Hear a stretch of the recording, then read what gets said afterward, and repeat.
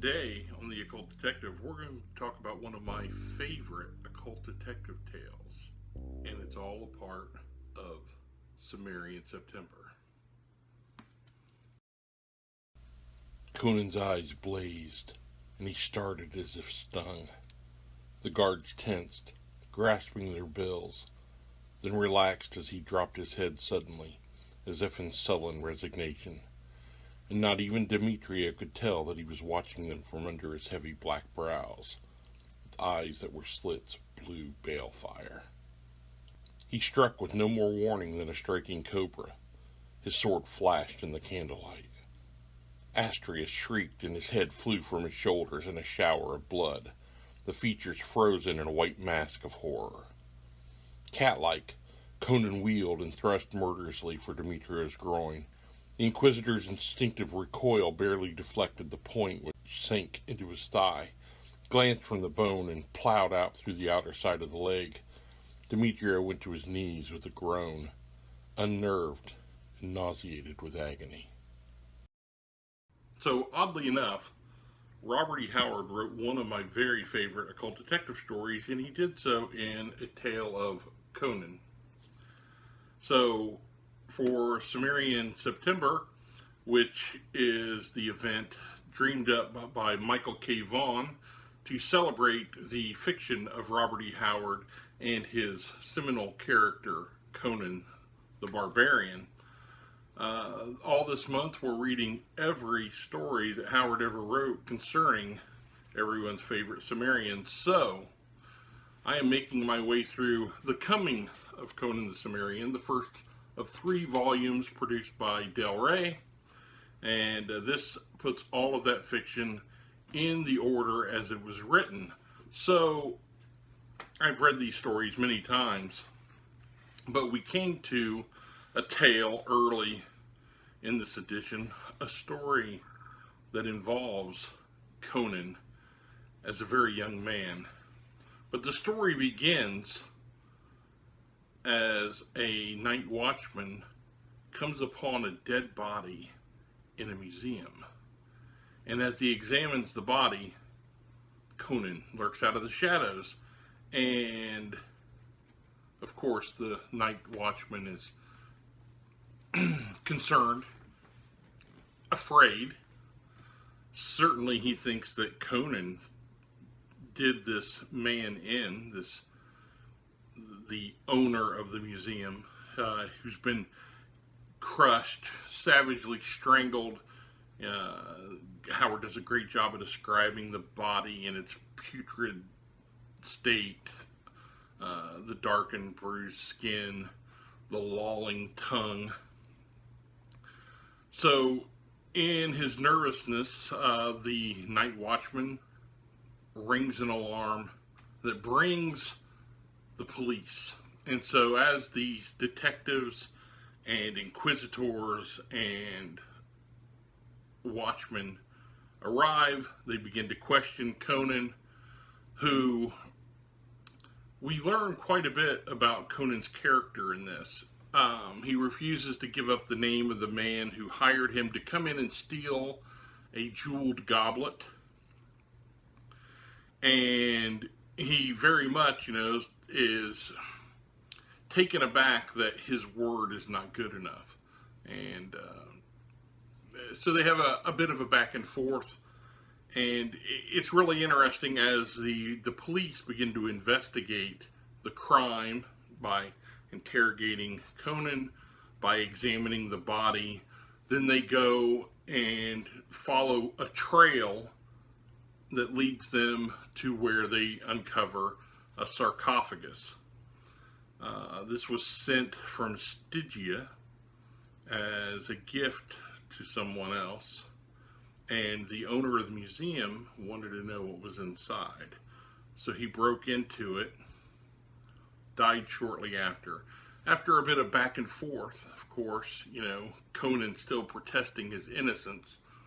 Soon they discover another man, a rich nobleman who's brought in. And this is the person who had hired Conan to steal the goblet. And the nobleman refuses to admit to this crime, even though the prefect says, "Hey, look, we'll cover this whole mess up. Well, this stuff happens with nobility. Don't worry about it. We'll brush it all under. Just admit to it. We'll let the Cimmerian go on his way, and you can go on yours." But the nobleman refuses to acquiesce, and Conan, of course, he's enraged by this, and he kind of lowers his head in indignation, they think, but he's actually just eyeing everybody through the tassels of hair hanging down. And then, with panther-like speed as Conan possesses, he draws his sword, lops off the head of the nobleman because he had it coming. And then he proceeds to wound everyone else, that's surrounding him. Those that he doesn't wound, actually, they flee. He lops off one guy's ear. He pokes out another guy's eye with his thumb. Deep gash into the thigh of another. It's a brilliant battle scene, just so fluid, and Howard's just so good at that, right? I mean, he's just it's an amazing scene. And then, of course, there are this cry comes from the back room where the sarcophagus had been, and a guy stumbles out and falls to the ground dead. And of course, everybody's gone now, right? They're fleeing. So Conan goes in to investigate, and he sees this beautiful woman, just her visage sitting there behind a screen, and it speaks in this ancient tongue. He knows what it means. Come. So Conan lashes out and cuts off its head, and then there's this horrible thrashing, and he discovers that it was like a naga, right? So a snake's body's thrashing about behind the screen, and Conan, right? So, Crom, so, but yeah, so as an occult detective tale, right? You take Conan out of the equation, right? And what do you have? You have a murder. Police come investigate.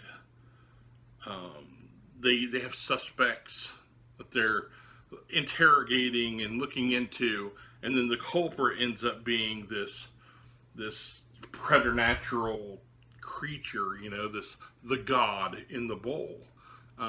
So Conan is almost secondary to the tale, and it's just a great occult detective story, right? These cops investigating this strange supernatural murder, and luckily for us, Conan was there, right? So that just doubly amplifies the story and makes it even better. One of my favorite Conan stories, and one of my favorite occult detective stories, right? So it's got all kinds of action. This is such a wonderful book. I've really been enjoying revisiting these stories. I read them every couple of years because they're just that good. And this edition, and if you can get it, it's actually a hardcover edition, but it's got great artwork, and here's a great illustration from the God in the Bowl. So there you have it. Terrific story, terrific book, plowing right through this thing. I mean, these stories are just like fire, right? They just, you can't help but devour them, and it's really fun reading them in their, original form as he was putting the stories down and how they appeared to you. So a lot of fun. That's all I got for you today. We'll have more for you later this week, and I'm still building that TBR for Occult Detective October. which is going to be another smashing booktube event dreamed up by MJ at Reading This Life. So I guess that's all I have for you. Have a great rest of the week.